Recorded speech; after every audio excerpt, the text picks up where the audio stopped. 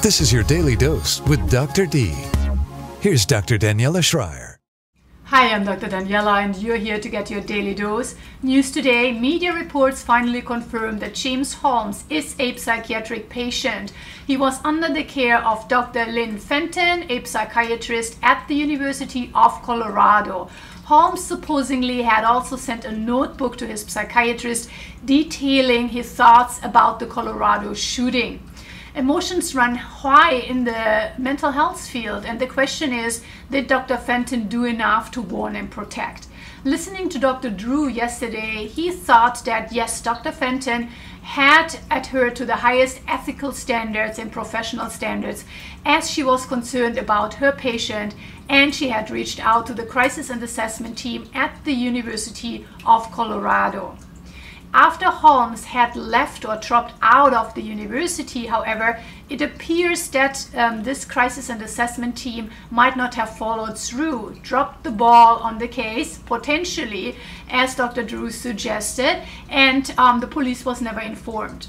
As a mental health care professional, however, I have to state, just because the student left the university, that does not free the mental health team of liability and responsibility. And it does not mean that the patient care responsibility does no longer exist. A very interesting report came also from foxnews.com. Dr. Ablow, he is an associated psychiatrist writing for Fox News, made a couple of very remarkable statements that I happen to agree to. He suggests that the notebook might not have been the first communication between the psychiatrist and the former patient.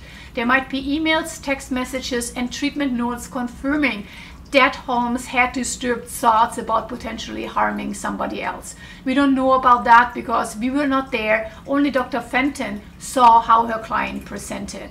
Secondly, Dr. Ablow also states it's sometimes very difficult to get a patient who is suicidal hospitalized.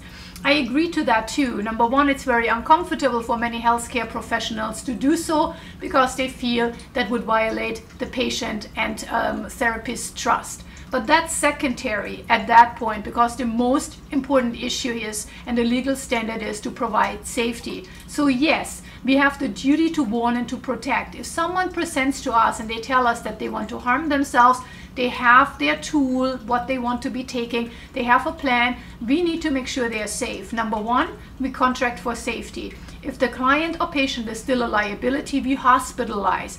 That means often we are walking a client to the ER or go with them and make sure that they are actually taken inpatient. Generally, the law says that involuntary commitment can only take place for 3 to 5 days. After that, there would be actually a judicial procedure that could hold the client longer. In Illinois, that would be up to 90 days. But initially, a client is generally hospitalized 72 hours to max 5 days. And this is a very important window because it can safekeep the public and the patient. Secondly, when a client presents telling us that they want to harm someone else, they tell us the name of the person or the venue, the association, how they want to do it. They're very vengeful.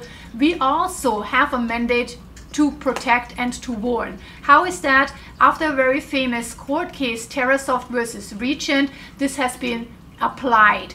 We need to call police and law enforcement to report. We need to hospitalize the client if he is a danger to himself or others. And we even need to warn the victim if he told us what he wants to do to who in order to keep them safe.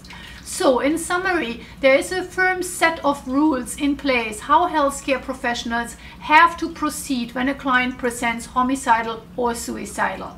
Certainly, this is a very difficult and interesting case, and I'm sure that Dr. Fenton proceeded according to the highest ethical standards and to the information that were available to her based on the presentation of her client.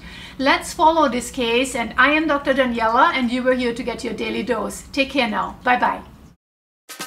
This has been your Daily Dose with Dr. D. For more, go to drdaniela.com. That's drdaniela.com.